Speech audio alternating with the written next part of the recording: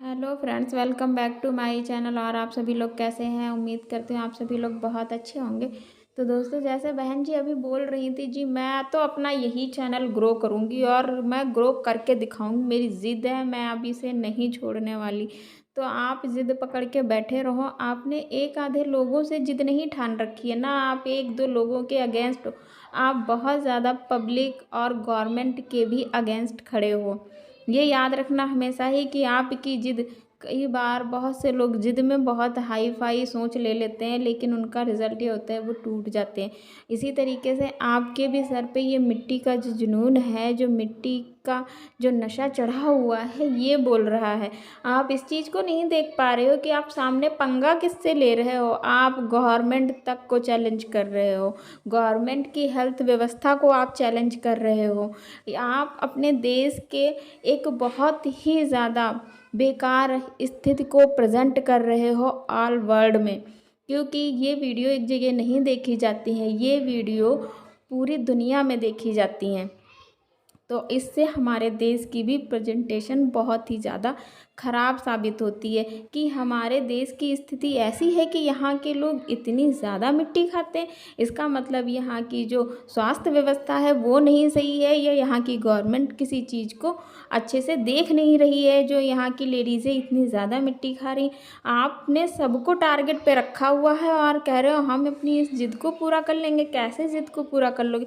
एक इंसान की ज़िद के पीछे कोई पूरा देश दांव पे लगा देगा? कभी नहीं लग सकता है। अगर आपके जैसे लोग खड़े हो गए ना, तो आपको गिराने वाले भी बहुत ज़्यादा लोग खड़े हैं। इस चीज़ को याद रहो, जिस देश में तुम लोग रहते हो, जिसका नमक खाते हो, उसी के साथ में ये मान के चलो कि आप लोग बहुत ही गलत व्यवहार कर रहे हो। उस देश की जनता को, उस देश की पब्लिक को आप अंधकार में डुबो रहे हो। जो नई उम्र की लड़कियां हैं वो लोग तुमको देख के मिट्टी खाती हैं, मिट्टी खा के बीमार हो रही हैं, लेकिन इसका तुम कहोगे हम जिम्मेदार नहीं हैं। हर चीज़ को मजाक में लेकर के छोड़ देते, ये गलत चीज़ है। हर चीज़ मजाक नहीं होती है। घर में बैठ के कुछ भी करो। तुम लोग तो पढ़े लिखे हो, लेकिन तुमसे ज़्यादा समझदार तो जो पहले टाइम की औरतें थी, मिट्टी खाती थी, जो नहीं पढ़ी लिखी थी ना, वो भी इस काम को चोरी छुपके करती थी।